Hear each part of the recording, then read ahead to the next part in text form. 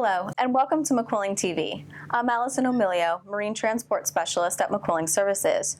Joining us is David Saginaw, Commercial Director of McQuilling Services. Just recently, McQuilling officially announced its participation in a project called Brasil Basin Drydock Company, which will implement the largest ship repair facility in South America. Welcome, David. Thanks, Allison.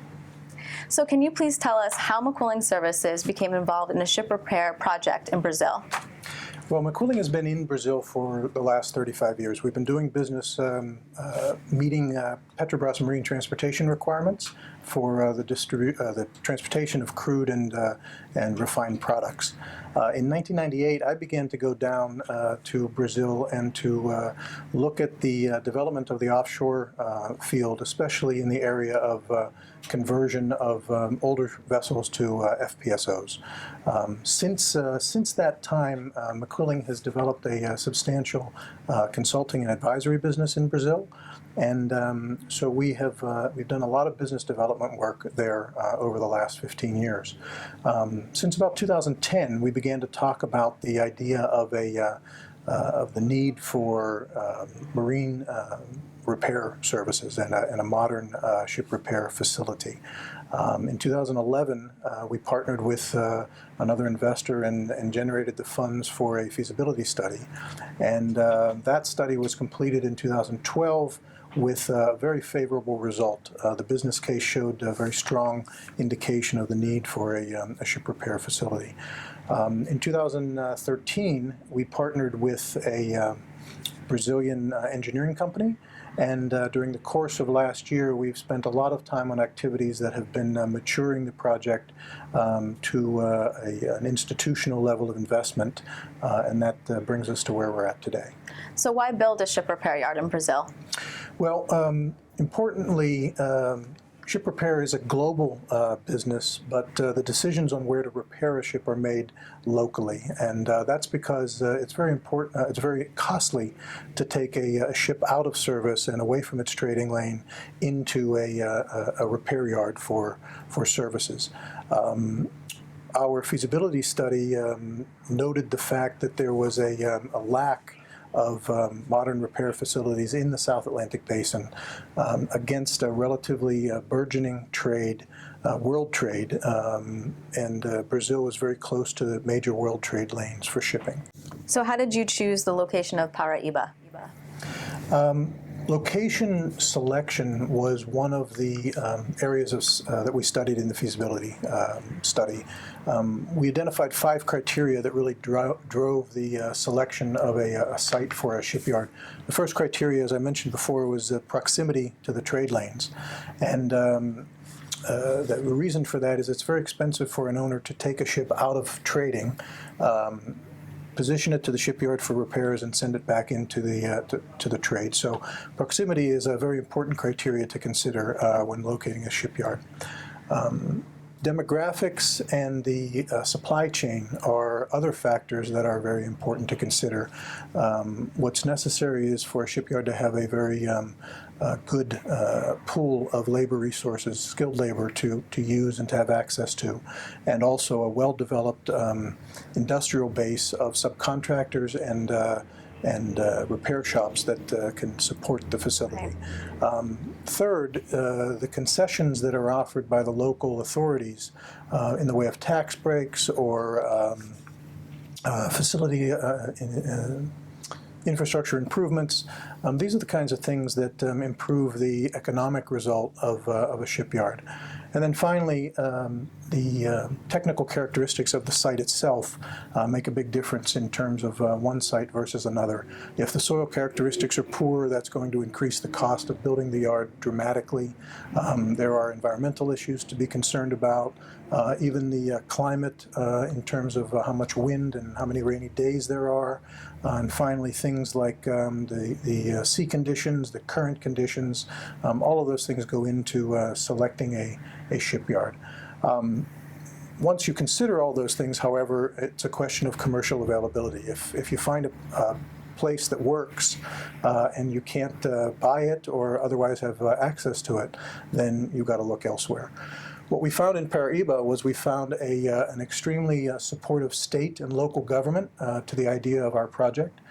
We found a very enthusiastic community in terms of bringing the project to the area that we're going to be located in.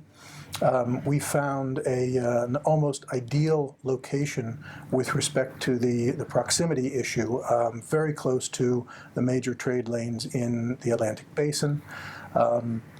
And we also found a site where the technical characteristics of the site were compatible with what we were trying to do. Great. So can you describe to us the facility?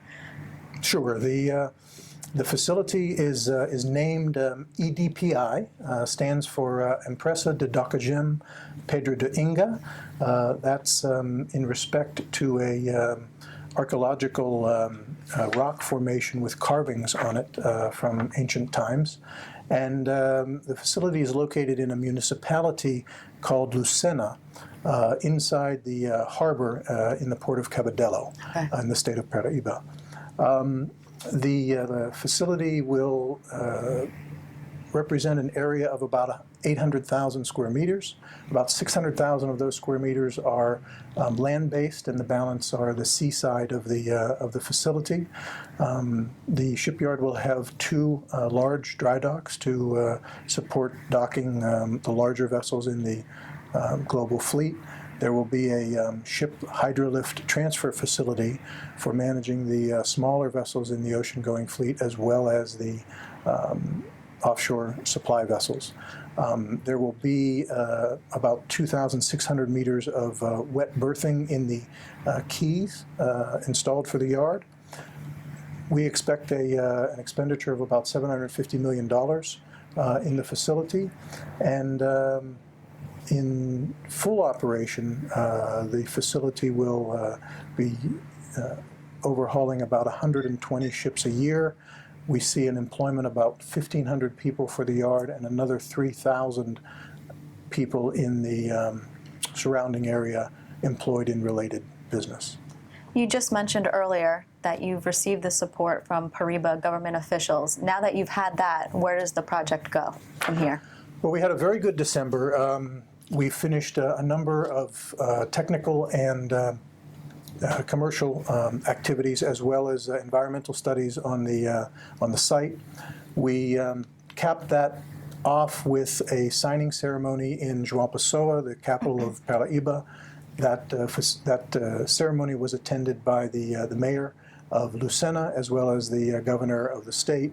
And so from here, we begin the A2 stage, which is beginning now. That stage goes through early 2015. During that time, we'll be carrying out a number of activities to reduce the risk and uncertainty of the project.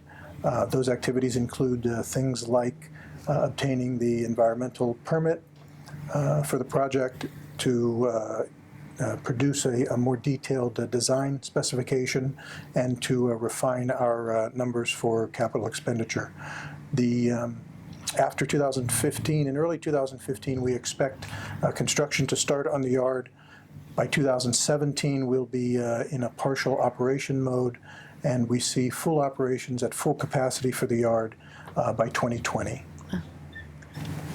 Brazil has been in the news lately with regard to their struggling economy, which has obviously created some skeptics. Being that you're someone who's been involved with Brazil for so long, can you please give us your perspective on this?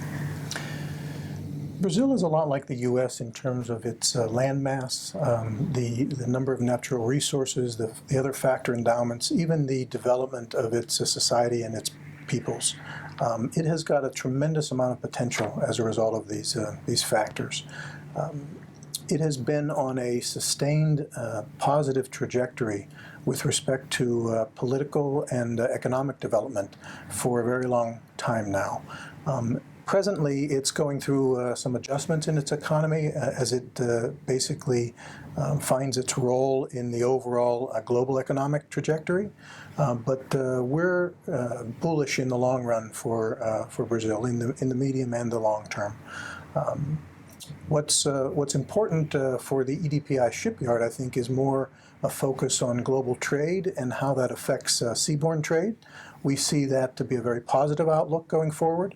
And we think that the model that we have in place with respect to providing high quality and reliable service from an almost ideal location in the South Atlantic Basin, we're well positioned to move forward in that regard. Well, thank you, Dave, for being here with us today. It's been a pleasure to hear about your project, and we hope to hear from you again as it progresses. Thanks very much, Allison. Thank you. And I'm Allison Emilio. Thank you for watching McQuilling TV.